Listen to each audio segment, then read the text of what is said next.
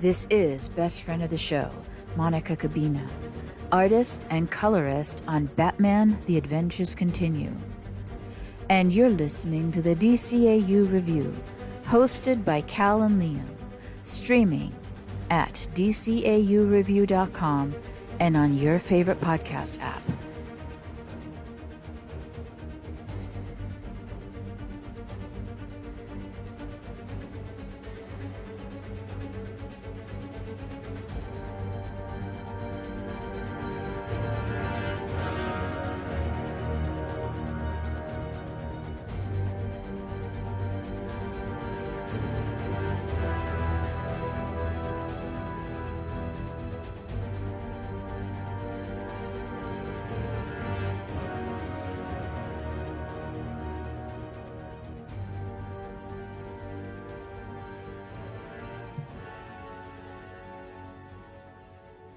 Hey everybody, welcome to yet another bonus episode of the DCAU Review. I am Cal, and with me, my good friend, good brother, and the gentleman that runs our Twitter account. That's right, it's Liam. Liam, we are back yet again, as promised. It's a short turnaround time this time from our last episode due to the delay, but we are back with, as the episode title suggests, another review of a Batman: The Adventures Continue Season 2 issue. And we have an interesting one here as things are sort of coming together here, headed towards the culmination of this season 2 issues. Promised 7. We're not sure if they're going to be able to wrap it all up in 7 issues, hoping maybe not. And we get a couple extra bonus episodes out of it. But hey, we are here this week to discuss issue number 5 of Batman: The Adventures Continue.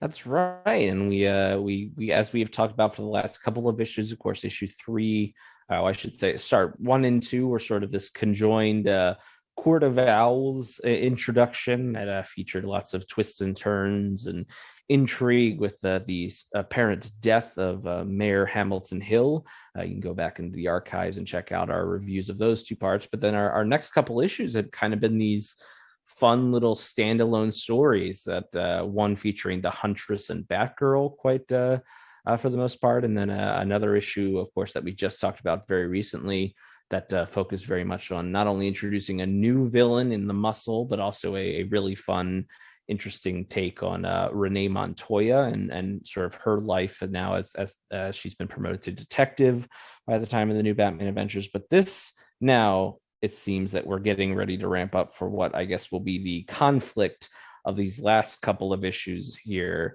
And that is this returning mysterious political figure from Batman's past, a certain Mayor Mayfield, that seems to be returning to public life just after, as we've talked about, the apparent death of Mayor Hill has allowed this guy to sort of crawl back out from whatever rock he was hiding under, and claiming that he thinks it's time for him to return to the mayor's office that he once held. And Batman has some concerns about why that guy making a return to politics is not in Gotham's best interests.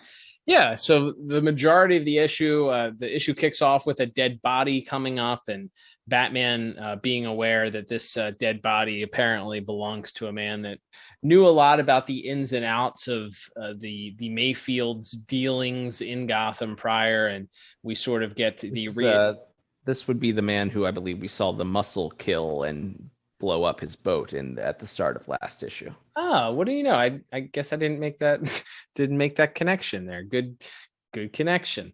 Yeah, the guy that was featured in the last issue. Now it all comes together. I like poetry, it rhymes. It rhymes. There we go. But we from that and Batman sort of talking about how this guy knew where, quote, all the bodies were buried. He sort of has this conversation with Commissioner Gordon. We get Summer Gleason having an interaction with this former Mayor Mayfield that we get, as we've sort of alluded to, has been in the solicits. We knew that he was coming, that there was going to be a reintroduction or an introduction of this character for the first time to us, but a reintroduction to the citizens of Gotham. as we get Emerson Mayfield making an appearance here. And I don't know about you, Liam, but the way that he was so creepily flirting and just his general demeanor, I had his voice. If I had to like voice cast him, it would be somebody that does a really good impersonation of perhaps another New York mogul that turned politician that wreaked havoc in our lives for a very long time over the last some point in the last decade or so. I wouldn't want to get political in this about an authoritarian strongman and his private fascist police force that runs wild over the streets of Gotham. No political, no sort of subtext or political commentary in this issue. But yes, this mysterious Mayor Mayfield, as we said, is sort of making his reintroduction to Gotham, and Alfred and Batman, along with Batgirl, Robin, and Nightwing, all four together at once. We never really saw that in the actual new Batman adventures, so fun to see them all together, and we get Batman telling a story. And we've talked about, I don't know how many times, especially when it comes to the Adventures Continue, timeline stuff doesn't really bother us. We like to try to judge this stuff as a story, if it's a good story or a bad story. I will just say, when it's something blatant like this, I do think it's worth pointing out, in that we are told this is a story that takes place within the first year of Batman becoming Batman. Right. And yet he is in the Batman the Animated Series suit with the yellow oval around the bat, right, and not the sort of first appearance suit that we briefly see in Mask of the Phantasm, and then see in a few other flashbacks in the Mechanic, which we actually just recently reviewed, which you can find in the archives, as well as Robin's Reckoning, which was a sort of actually more reminiscent of a maybe somewhere between the new Batman Adventure suit and the eventual Justice League suit. Had like the longer ears and the belt with the pouches, but had sort of the blue highlight color on it. So I will just point that out, that this is supposed to be very early on in Batman's career, and yet he is already worn the suit. I guess it's possible he wore more than one suit at the time. Maybe hard to say. Or maybe it's like we could pretend this is like theater of the mind's eye, and we're seeing like this is like maybe we're seeing like Tim Drake's imagining as Bruce is telling the story, and he doesn't know about that original suit. Okay, but here's the only other thing that I want to talk about when it comes to timelines here. Yes. We are told that Emerson Mayfield is making his first appearance in 15 years, right? Correct. 15 years it is mentioned. So Batman talks about him being mayor in the first year, or in the early years. I believe he says first year of him being Batman.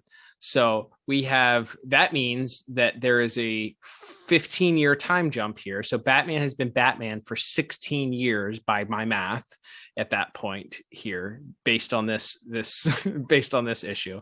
So if he's been Batman for 16 years, assuming that maybe he took on Robin year 2. So Dick Grayson was 7, 8, somewhere between 6 and 12, let's say. Okay. So he then for 14 years was Robin, or like between that time he added Robin, because this we know is only 1 year into Tim's tenure as Robin. So yeah. Dick Grayson had only recently left and had to go train to become Nightwing. So the math, I feel like Zach Galifianakis here with the math beam with him, like the numbers appearing here. So best of luck to our friends at Watchtower Database who have to try and figure out where and how this fits into the timeline someday. So good luck to you guys. But back to like we said, we don't really like to harp on that stuff too much, but when it is blatantly thrown out as part of the story, I think it is worth commenting on when it's something like that, or like Firefly showing up before Tim Drake was Robin, something like that. It's we're not going to harp on it. We're not going to pretend that it is what makes or breaks the issue from a narrative standpoint, but I do think it's worth noting for sure.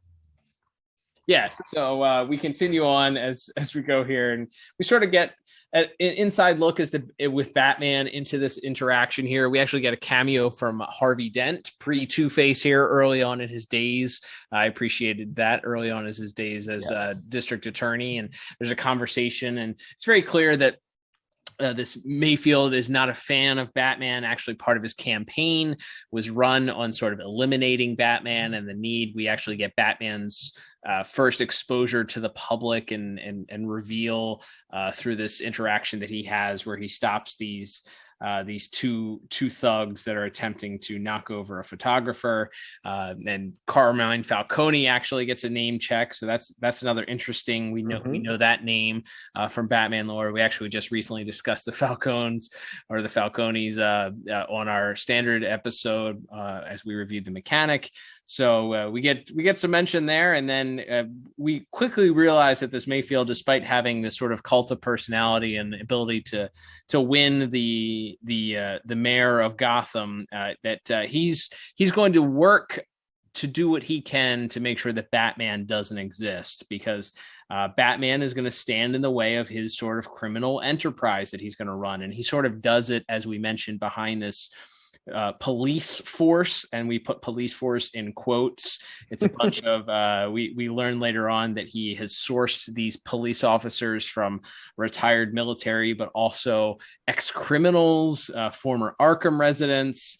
It's a real smorgasbord of different characters here that make up this quote unquote police force. And we learn very quickly that the police force is not very much in favor of reading people's rights to them, as much as they are just blowing people away, sort of serving as a Judge Dredd type character, if you will, sort of blowing people away.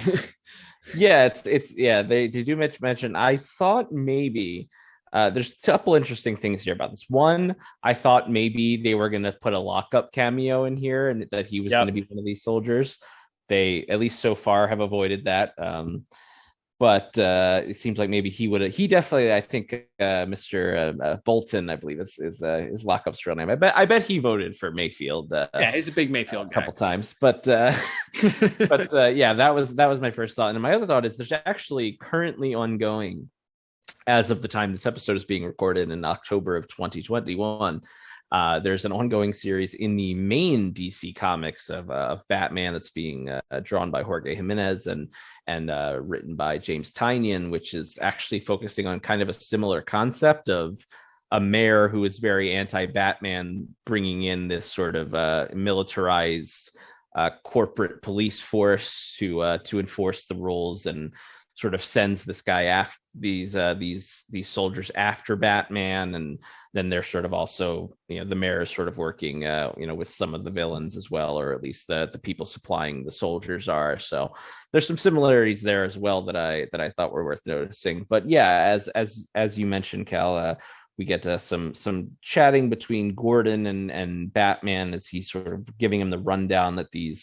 this private security force is much more of a shoot first and ask questions later. But unfortunately, the public seems to be quite okay with his methods, as he is proudly displaying, as we see a sort of a montage of him being proud and smiling, and even sort of doing the Clark Kent Superman with a big M on his t-shirt. And we'll certainly talk more about visuals in a little bit here, but plenty of sort of different Gotham newspapers heaping praise on this guy, and that's sort of juxtaposed with the morgues in Gotham City also filling up as they continue to sort of unleash their brand of quote unquote justice. And it finally comes to a head as Batman has his first sort of confrontation with them, and is able to follow one of the head thugs back, perhaps aptly named Shotgun, follows him back after it seems that he took some of the money that was being stolen by a gang, and he actually takes a suitcase full of money right to Mayor Mayfield's house, and Batman sort of gets word and figures out that he's actually this mayor, despite not only being kind of a jerk and being anti-Batman and being something of a strong man or an authoritarian, all of these terrible methods, he's also making himself personally richer on the side. Can you imagine a politician, an authoritarian strongman politician that also was not divesting for business and was perhaps involved in some light criminal activity? Could you imagine that happening to a politician in any era of this country? I can't imagine.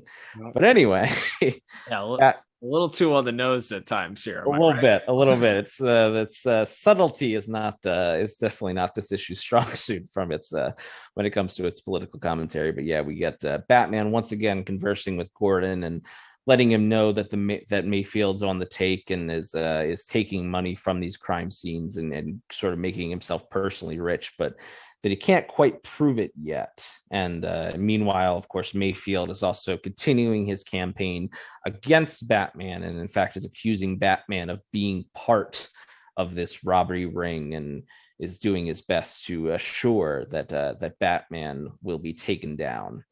And we get a little bit more cut back to the cave, where in the present day Batman's telling the story, and we find out that Batman's doing a little bit of detective work, and he thinks he's sort of nailed where this group will be planning something big. This M-Force, as they're called, is planning something big, but it turns out to not actually be any kind of heist or a public execution, as Batman might have thought, but is in fact a trap for Batman himself, as Mayfield confronts him and tells him, does sort of the Darth Vader join me speech to him, and offers to let him join in on the fun and maybe take a little bit of the money for himself. But of course, when Batman refuses, Mayfield sort of signs the death warrant there. Yeah, and that's where we get Batman and what would be straight out of a Batman animated series episode, has to figure out a wild escape and does so. And unfortunately, maybe something you wouldn't necessarily see in the series because of the violence, but in the mad escape and the sort of the confusion, Batman throws some smoke bombs down and is able to escape. But in the meantime, this M-Force ends up pretty much just shooting each other in the haze. So they sort of take themselves out and kill each other in the midst. Batman has one final confrontation with the mayor and is shaking him down, letting him know that he has the evidence. And the mayor, as every good politician would respond, there's no way this will stick to me. So Batman goes the next best route, which is he's going to threaten physical violence against him unless he decides to resign. So we early on, even in Batman's tenure, he realized the power of suggestion and suggesting to his for their own bodily harm, in their own body's best interest to take a seat. So that is how Batman sort of leverages getting Mayfield to step down, is threatening him. He does. He promises Batman to leave politics in Gotham in exchange for his own safety, and ends up leaving. But that's kind of where we're left. We're flashed back to the cave, and Robin and Nightwing and Batgirl sort of question Batman. Well, if that was the case, why does Mayfield feel it's safe to come back now? And that's kind of the wrap of Mayor Mayhem Part I, as we are revealed that this story is titled. So Paul Dini and Alan Burnett leave us hanging for another month as we kind of try to figure out where this story is going, why specifically Mayor Mayfield seems to be have this new lease on life and this recent confidence that Batman is no longer a threat to him, despite Batman clearly being still a presence in Gotham City. So that's kind of what we'll culminate with next month's story. So I guess, Liam, brief speculation for what's coming here. Do you have a theory as to what it is that Mr. Mayor, or the future mayor of Gotham, is his recent confidence comes from? Is it? Do you think maybe he's discovered Batman's secret? I think perhaps because Mayfield does get a name check in the first issue. Which of course feature the Court of Owls. He's mentioned, and he actually mentions it again in this issue when Batman's confronting him, that his ancestors helped build Gotham. So perhaps after the spoiler alert, the death and subsequent reemergence and second death of Hamilton Hill, after Hill was revealed to sort of be the resurrected leader of the Court of Owls, perhaps within that power vacuum, perhaps Mayfield, being one of the other surviving ancestors of the founding families of Gotham, has taken that spot as the top of the Court of Owls, and perhaps he feels with the court's backing that he no longer has to fear Batman. So that's my guess. Or maybe he isn't even the leader, but he's just sort of being put up as the next figurehead, while some other mysterious leader pulls the strings from behind the scenes. But I hate to keep getting egg on my face because I feel like we've been talking about from the first issue that maybe the Court of Owls can come back next issue, and it hasn't happened yet. So I might be setting myself up for something else. But yeah, I think that's a good cliffhanger. It's interesting to see, a story from early in Batman's career to timeline snafus notwithstanding. I think it was interesting to see that, and sort of a less experienced Batman and how he dealt with the with this, and also Batman not having necessarily the public support at that point, so he wasn't able to give a statement or sort of just publicly accuse the mayor and have people believe him, because this Mayor Mayfield was such a beloved figure, while Batman was sort of more of a mystery still at this point to the people of Gotham. So it's interesting to see that, and to see that juxtaposed with that cliffhanger. Well, what's changed in the last few issues? And yeah, I think if I had to guess, I would say, if it's tying into anything we've seen before in this comic, I think perhaps it will tie into a returning Court of Owls. I don't know. What about you? Anything jump out at you that you think we could see return from either this or from perhaps season 1? Well, our hope is Mr. Wing makes an appearance. That's the real goal here. That's always the goal. We need Mr. Wing. The view never changes. That's right. This is what we're hoping for. We're big Mr. Wing stans. We're the OGs. So we're here rooting for Mr. Wing to make an appearance or reappearance here. So if we can't get a Mr. Wing appearance, then I think the next logical thing is, if we're going to tie this into anything from that original run of Batman the Adventures Continue comics, would be a Deathstroke or Jason Todd or Deathstroke and Jason reappearance somehow. And obviously we know that Jason knows Batman's secret. So is that something that he would disseminate in favor of sort of gaining control over, or allowing Mayfield to control the city in exchange for, kind of getting this leverage over Batman to kind of wreak havoc? I don't know. That seems maybe a little bit too dark for Jason, but this version of Jason is different than the one that we have certainly encountered in certain ways in the standard continuity of DC Comics. So hard to say. That's throwing it. That I feel like those are both long shots, much to my heart's chagrin when it comes to Mr. Wing. But I think that you're probably more than likely, if anything's going to occur, it's going to be the Court of Owls. However, we know sometimes that both Mr. Dini and Mr. Burnett like to put a little swerve in there sometimes, and have us think we're going one way, and only to point us in a different direction. So who knows where we're headed with this? It seems like the obvious thing is to bring back the court, but would they be that obvious to point that out this early and have it turn out to be? Who knows? We'll see, I guess. Well, yeah, I mean, to your point, like, compared especially, I think, to last season, this season's been very light on like Batman classic rogues, right? Like, yeah. It's very, very few and far between, if any, appearances. Last season we had Joker and Penguin and all those guys, and then with the flashbacks we saw Scarecrow and Harley and a lot of those classic villains. So it's interesting to see a lot of those classic action figures, I think, is what you that's right. But this year it's obviously we had the Court of Owls, and then we had we did have a returning character in the Jazzman, but he's not exactly a classic Batman supervillain. And then last month with the introduction of a completely new character in the Muscle, which again we quite loved. And I love the idea of that, but it is interesting to see. And now with this Mayor Mayfield being introduced, I do think it's very cool that so much of this season has been taking stuff that wasn't necessarily in the case of Court of Owls characters that were obviously not created for this, but had not appeared in this world, and then using sort of minor characters or completely new characters as sort of the main villains of a lot of these issues. It's definitely an interesting tactic, and it is refreshing in that way from a narrative perspective. And I'm sure that's one of the things that that attracted both Alan Burnett and Paul Dini.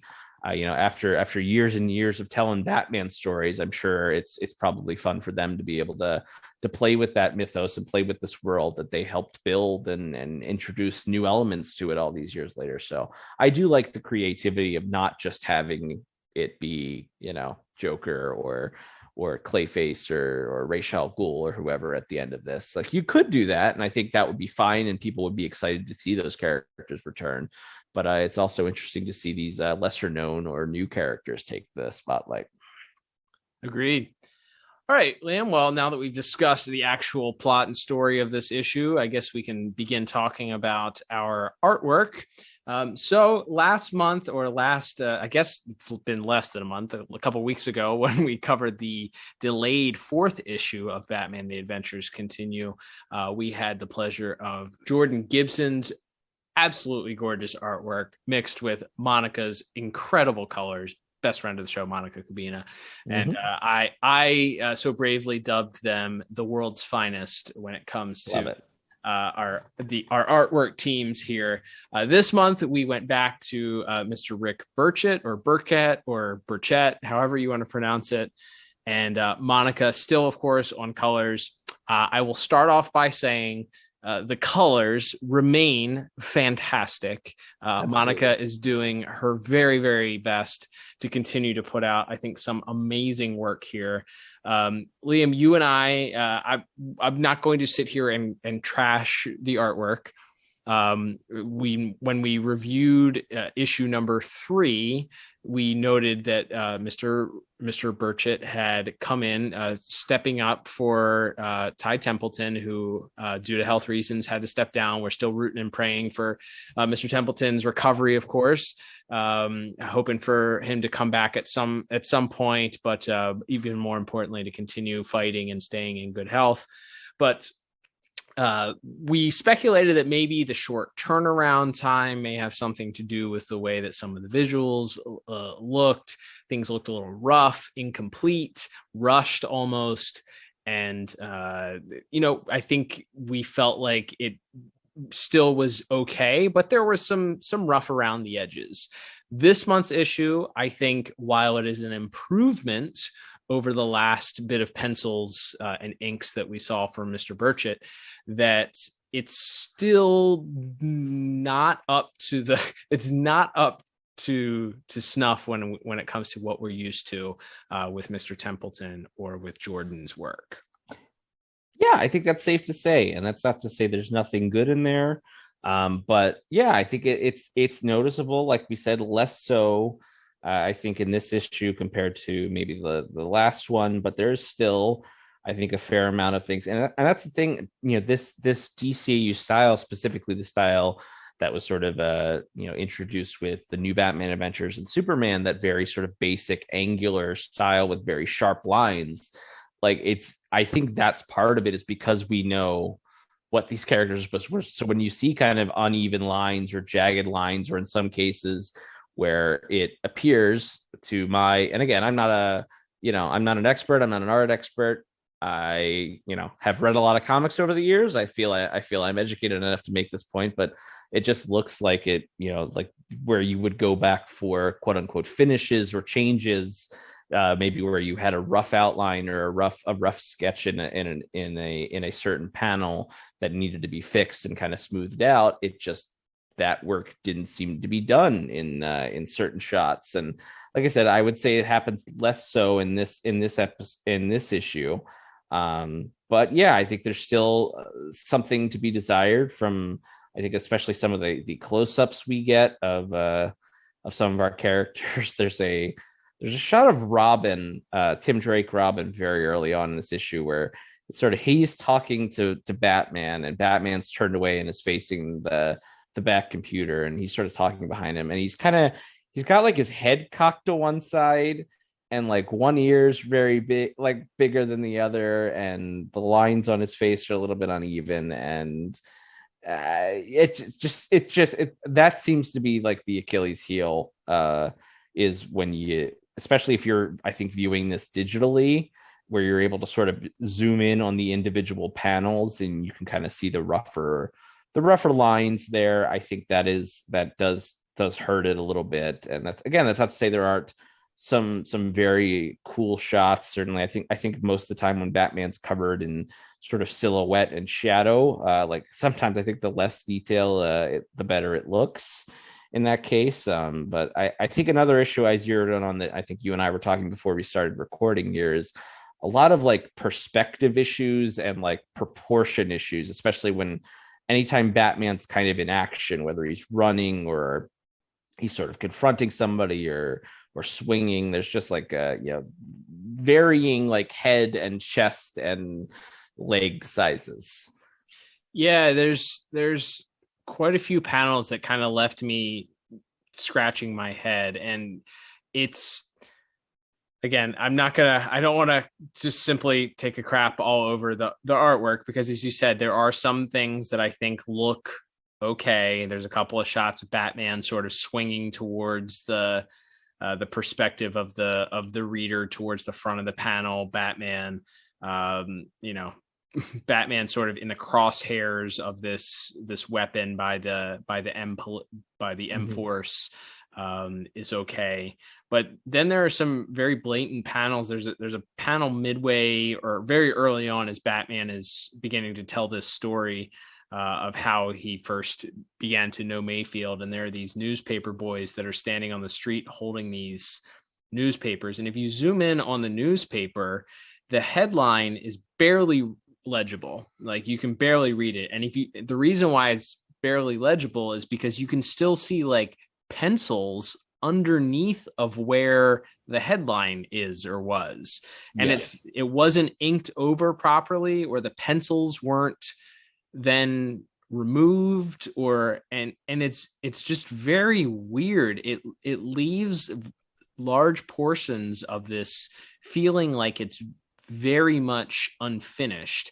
There are some panels, like I think the following sequence where we get the victory celebration for the mayor, and then him in this office talking with Jim Gordon and Harvey Dent. I think that looks like pretty decent, like pretty good, all things considered. There's some up close faces that sort of follow that. The line work is a little rough, but I think in general it's okay. I think the montage piece with the mayor sort of doing the Superman pose and these other newspaper headlines in the background, while the newspapers themselves don't look great, I think that's a sequence that it looks like it was handled pretty well as far as the pencils and inks are concerned. But as you mentioned, there are just several of them that just kind of leave you scratching your head, or look like they're very unfinished. And the perspective issues, Batman's head is either too big, or his chest is too big and his hands are too small, or there's a shot of him sort of as the photographer takes this first picture of Batman, and he's got his fist up, and Batman's head, his mouth is like on the side of his head. It doesn't continue all the way around to the front of his face.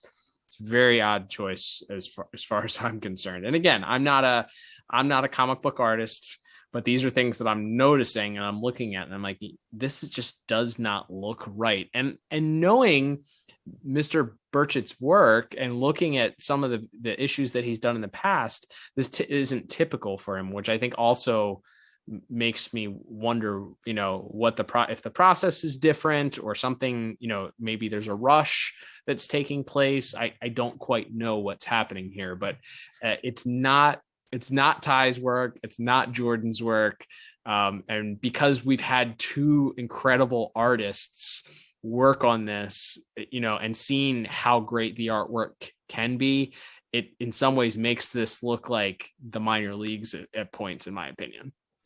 Yeah, I think that's the long and short of it. And it's, if we talk about this all the time in our regular episodes, when a character is off model for a lot of the episode. We actually talked about on the episode we are dropping this week, our regular episode, Harley and Ivy, whether it's Joker or Batman himself or anyone. And it's when it's an inconsistent model throughout the episode is when it's the worst. And I think that's kind of what this, I look at all these different panels of Batman, and sometimes he looks, like he could have been walking right off the Batman the Animated Series model sheet. And other times, his ears are different lengths on his cowl, and other times his head, as you said, is very small, and other times it's sort of more classic Batman. So yeah, I like I said, I still think there's some cool stuff in it too. There's the shot where after he electrifies the one soldier against the bars, and the bars sort of collapse on top of a couple of the soldiers, and we see Batman kind of encased in shadow walking out and then sort of fighting with the thugs through the smoke. I don't want to completely throw this one in the bin, so to speak. I do think there's good stuff, and I do think it is an improvement over Mr. Burchett's previous issue of Batman: The Adventures Continue. But it's still below, I think, the standard for this book, and even the standard for Mr. Burchett himself. As you said, he's worked on dozens and dozens, if not hundreds of DCAU tie-in books in the past as an inker, as a penciler, and we obviously know that he knows this world very well. So yeah, for whatever reason, while again, I think as we keep saying, I do think it's an improvement. And best friend of the show, Monica Cabina, doing I think a pretty fantastic job, and in the colors department. I do think from a visual standpoint, this, along with Mr. Burchett's previous issue, would still be at the would be at the bottom of the list as far as what have been my favorite visual issue. From a visual standpoint, my favorite issues of this comic book so far among its 2 seasons. Yeah, breaking news though, Nightwing cut his hair. Oh yeah, that's just randomly. In this issue, in previous issues that were penciled and inked by other people, Ty Templeton specifically, Nightwing very much still had his long hair from the new Batman adventures, but in one shot, I thought in the first panel we see him, and I thought, well, maybe that's just kind of a weird perspective thing, and it wasn't drawn. But no, there's several shots where you see like the back of his neck, and he still has the little flip up in the front of his hair, but he no longer has the long mullet part. So it'll be interesting to see if that's kept consistent with next issue. If Rick Burchett has just decided that this is the point where Nightwing gets his hair cut before the Batman and Harley Quinn movie. Or although I think in one of the tie-in comics for that, they actually try to explain why his hair is shorter. But yeah, I would be interested to see if that is consistent for next issue. And if, like we said, this was an improvement over the previous issue, fingers crossed, next issue, I believe he is also the penciler and inker for issue 6. Hopefully that one's an even better, an even bigger improvement on this issue, and we have more positive things to say about this, because I think there's a lot of places you can go on the internet and on podcasts if you want to hear people complain about stuff and really try to tear it apart. I think we always try to come at things fairly and from as charitable an angle as possible. So and like we said, there is still things we like in this issue. But yeah, overall, not a super inspired effort from Mr. Burchett in this issue, which is a little bit of a shame, because I think from a narrative standpoint, it's a pretty fun issue, and it's a shame the visuals don't quite match the fun and sort of epic nature of the story. Yeah, I think that's fair, and I think as we mentioned, it didn't. I think it would be safe to say that the visuals didn't ruin the comic book for either of us. Like what I would prefer, Mr. Templeton or Jordan Gibson doing the artwork. Yeah, I would have rather have seen them do that for this issue, next issue, for any subsequent issues.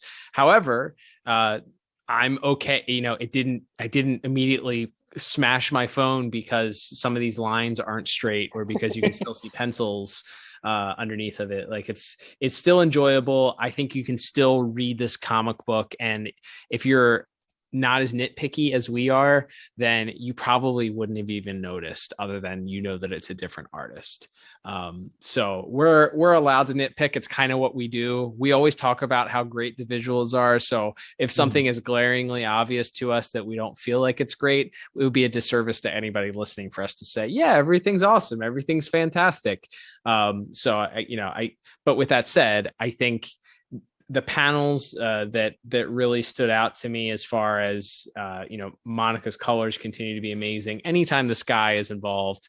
I think opening up with, you don't have the standard red sky in the open. You sort of have this sunrise, so you kind of get orange to purple, or a sunset perhaps, orange to purple type look. You do get a lot of the red night skies of Gotham. You get a lot of browns because there's a lot of interior offices, inside various the mayor's office, inside warehouses. So you get some browns and muted colors. But I think the sequence that I really appreciated the colors the most were as soon as Batman electrifies the bars, he kind of shoots the grappling hook at one of the soldiers in the M-Force and brings them into the bars to short circuit this electrified system that is hooked up to this cell that he's contained in. Batman throws down these smoke bombs, and there's this haze that comes over, and Monica went with like a purplish, sort of like a light purplish gray look. And I feel like the haze kind of continues throughout and each panel, and then sort of lightens up a little bit. We get this shot of one of the soldiers firing his weapon. It lightens up, sort of parts a little bit, and then we get Batman, and there's this sort of just muted coloring over the whole panel that makes it look like he's sort of coming out of the haze. I thought that was really effective and really cool. And then, the next panel is Batman completely in shadow, except for the whites of the eyes, and you still have the purple haze sort of beginning to clear then. But I really liked that sequence a lot.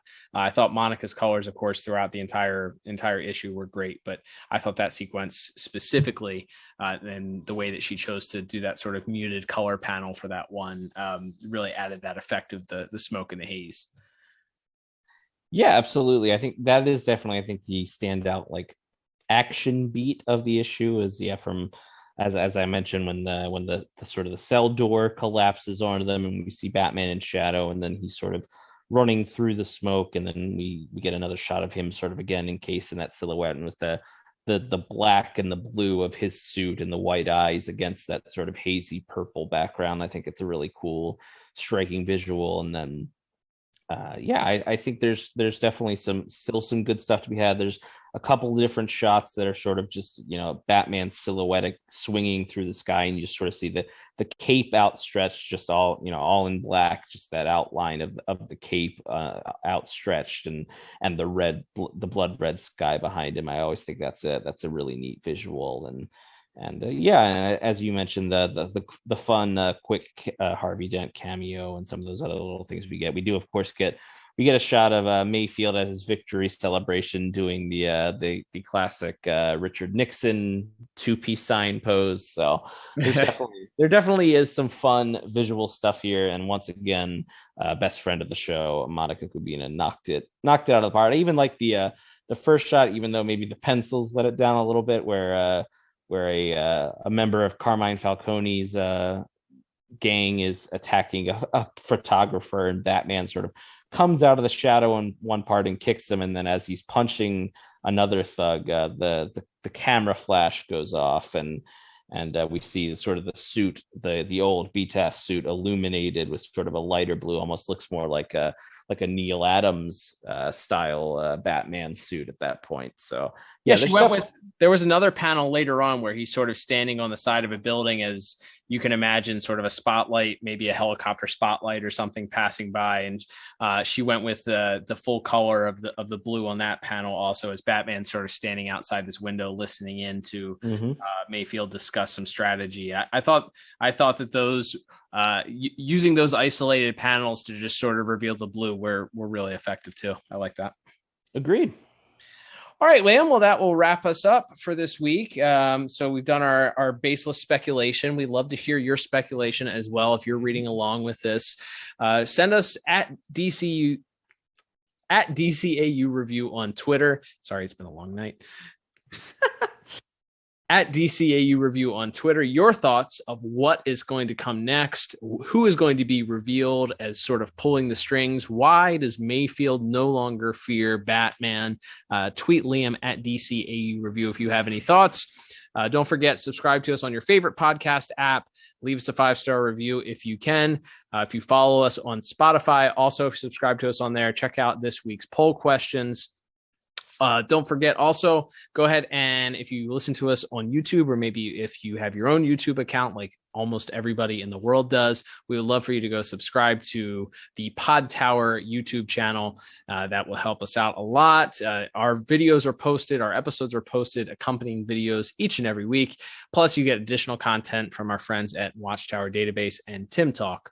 Liam, excited to review yet another issue next month with you. Don't forget also, Liam, you and I are also reviewing the Justice League Infinity comics, which will be dropping this week. Also, we just reviewed another issue of that, so don't miss that out. Lots of DCAU stuff to do, in addition to our standard DCAU continuity and our standard episodes, which will be dropping this Saturday, continuing with Batman, the animated series. A very pivotal one there, Liam. Harley and Ivy, cannot wait.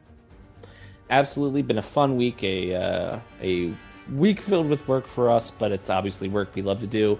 We love talking about this with each other, and we love talking about it with you. So you, the listeners, definitely let us know what you thought of not only our review, but of the source material we're reviewing as well. Always love to hear that feedback. And can't wait to find out what the heck is going on with this Mayor Mayfield next month when we review issue 6 of Batman the Adventures Continue, season 2. Absolutely. But until then, I'm Cal. And I'm Liam. And we'll talk to you on the next episode of the DCAU Review. Goodbye.